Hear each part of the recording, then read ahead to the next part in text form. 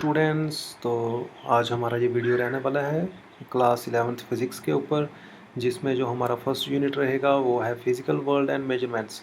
और जिसमें आज हम जो टॉपिक जिसको डिस्कस करेंगे वो है units and measurements. So let us begin the video.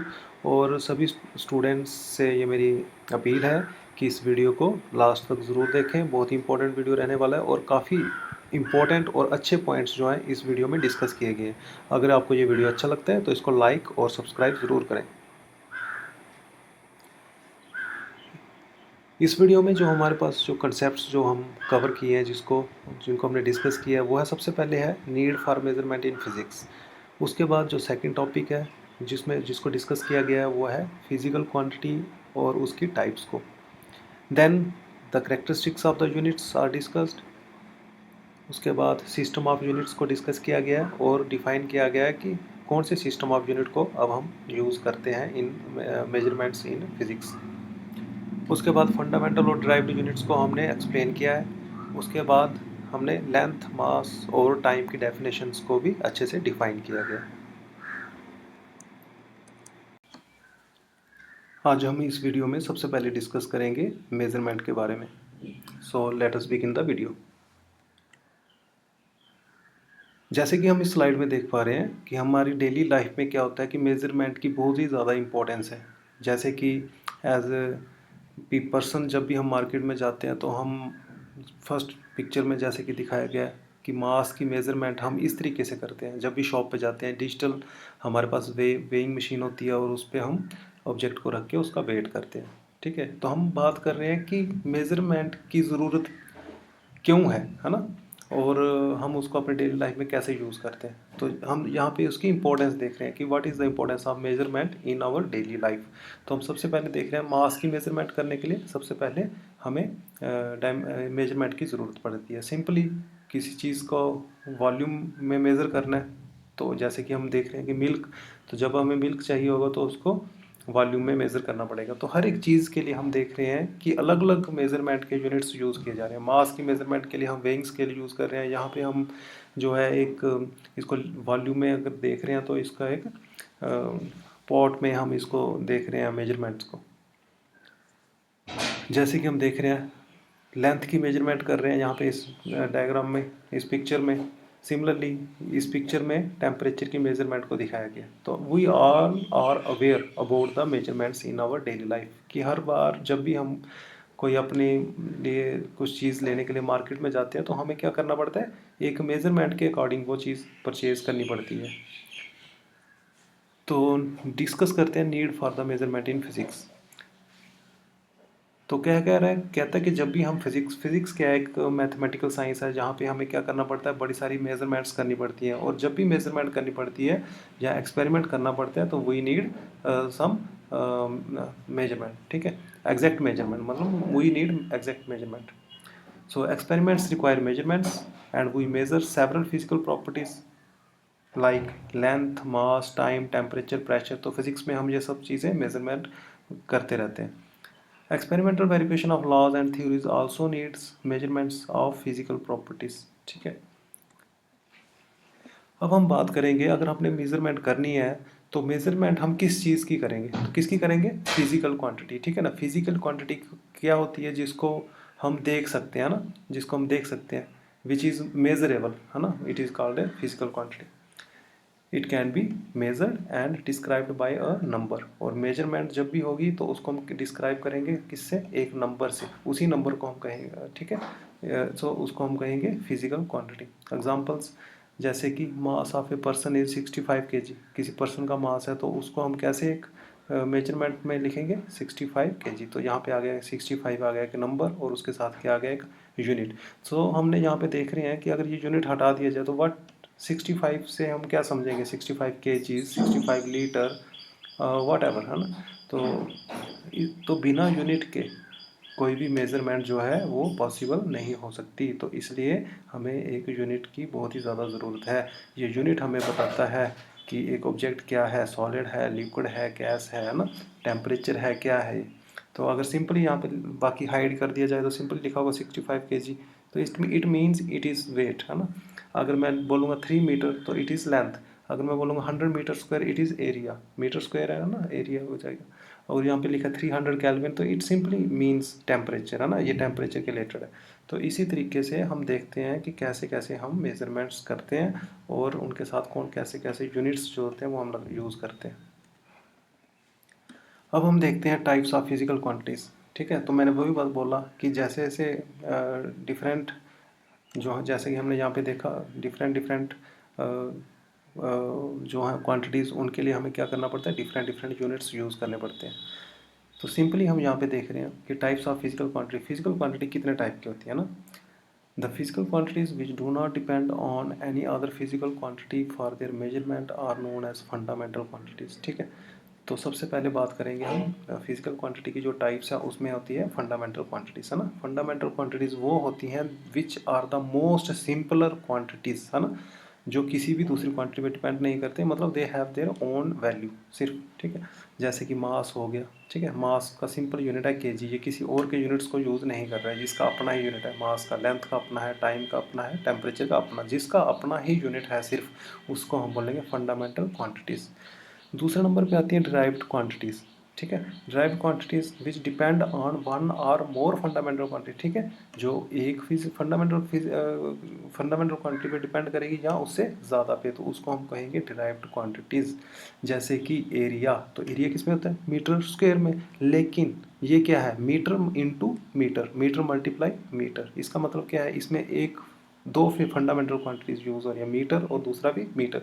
लेकिन हमें पता है कि मीटर जो है ये कहाँ, ये क्या है, डिराइव्ड, है ना, क्योंकि इसमें मीटर है, मीटर इसका अपना यूनिट तो नहीं है, तो मीटर किसका था, वो तो लेंथ का है, तो इसलिए एरिया क्या होगा, length multiply length and it is metre square. Similarly volume आ गया, ये भी लेंथ का क्यूब है, फोर्स आ गया, ठीक है, स्पीड आ गया, तो ये सब क्या है, डिराइव्ड यूनिट्स, जो फंडामेंटल यूनिट्स के कम्बिनेशन से इनके यूनिट्स बन रहे हैं, उनको हम कहेंगे जो है डिराइव्ड क्वांटिटीज़ या डिराइव्ड यूनिट्स। ठीक है,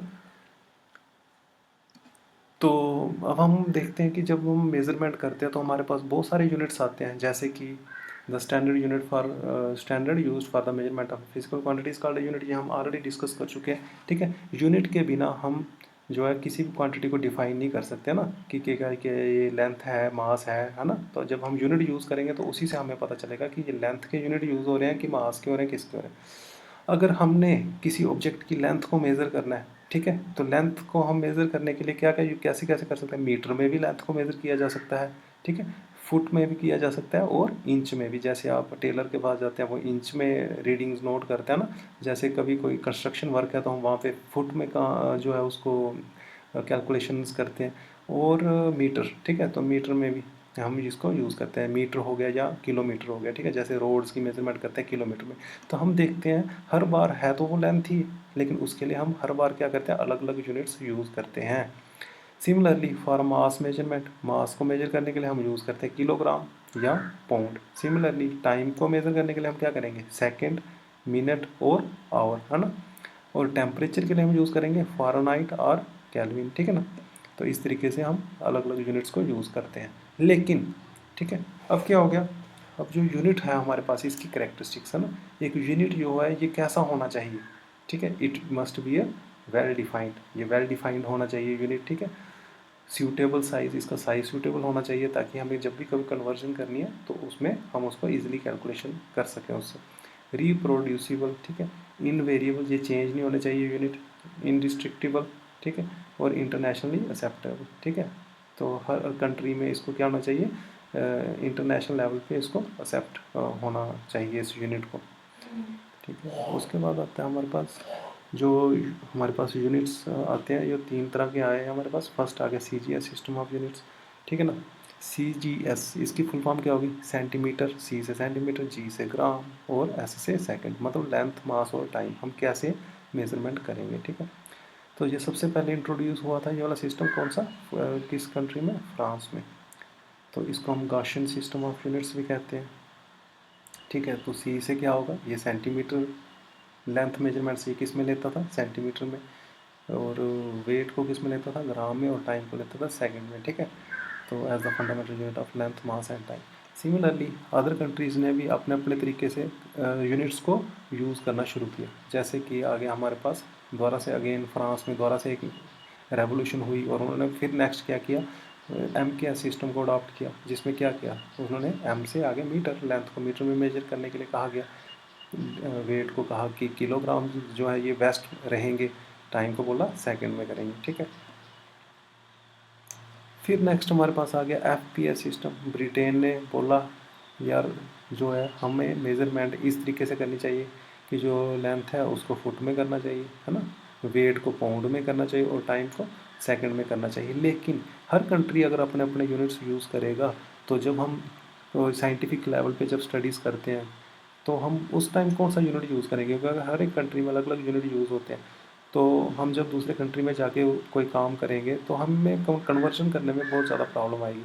तो उसके बाद क्या हुआ कि एक सिस्टम ऐसा चूज़ किया गया जिसको हमने कहा कि एसआई सिस्टम, ठीक है, इंटरनेशनल सिस्टम है।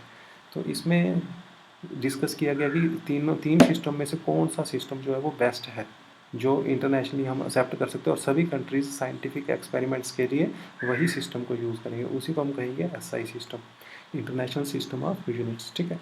तो 1971 में ये कॉन्फ्रेंस हुई थी on weight and measures held its meeting and decided a system of units for international uses, ठीक है। This system is called international system of units and और इसको एब्रीवेट किया गया एसआई से, ठीक है, from its French name. The S I unit consist of 7 fundamental units, ठीक है। तो इसमें ये डिफाइन किया गया कि एस आई सिस्टम में हम फंडामेंटल जो यूनिट्स रहेंगे वो हमारे पास रहेंगे 7 एंड 2 सप्लीमेंट्री यूनिट्स, ठीक है। तो टोटल कितने हो गए 9। तो 9 यूनिट्स को कहा गया फंडामेंटल, ठीक है। और इन्हीं ही फंडामेंटल यूनिट्स को यूज़ करके नेक्स्ट हम डिराइव्ड यूनिट्स निकाल सकते हैं किसी और फिजिकल क्वांटिटी के। तो ये है हमारे पास 7 फंडामेंटल यूनिट्स। इसमें आ गया हमारे पास लेंथ, इसको एस आई यूनिट इसका होगा मीटर और सिंपल इसको लिखेंगे स्मॉल एम से। मास का आ गया किलोग्राम, केजी लिखेंगे, टाइम सेकंड में, टेम्परेचर केल्विन में, इलेक्ट्रिक करंट एम्पेयर में, लुमिनस इंटेंसिटी कैंडिला में लेंगे और अमाउंट ऑफ सब्सटेंस इसको लेंगे मोल में।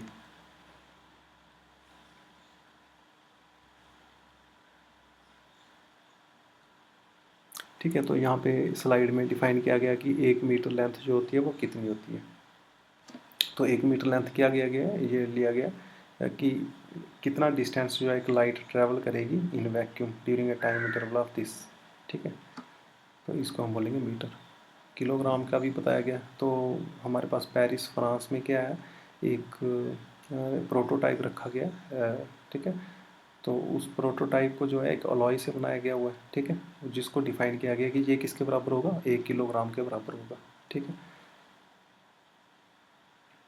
जैसे कि ये हमारे पास प्रोटोटाइप दिखाया गया ना, ये सिलेंडर शेप में है और ये प्लेटिनम इरिडियम से बना हुआ है, अलॉय है, और इसको रखा गया एक कंटेनर के अंदर, ठीक है, excluding the effect of temperature and pressure, क्योंकि टेम्परेचर प्रेशर के चेंज करने से क्या होता है ना, प्रॉपर्टीज़ मटेरियल की चेंज होती है, इसलिए इसको इस तरीके से रखा गया है कि इसमें कोई भी चेंज ना आए, जितना ये डिफाइंड है 1 kg इतना ही होना चाहिए।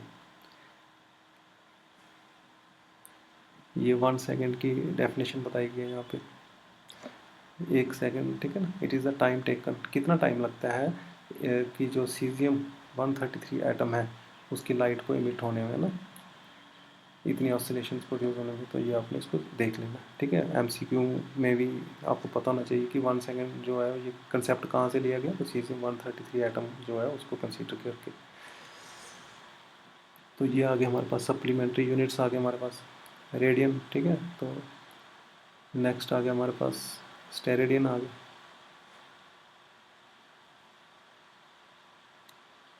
ठीक है। तो ये था आज का हमारा वीडियो। तो नेक्स्ट वीडियो भी जो है हमारा बहुत ही इंपॉर्टेंट रहने वाला है, ठीक है। उसमें हम डिस्कस करेंगे rules for writing SI units. तो बहुत ही इंपॉर्टेंट रहेगा। तो ये रूल्स जो है ये बहुत ही इंपॉर्टेंट है, जो हम छोटी छोटी मिस्टेक्स करते रहते हैं कई बार, ठीक है।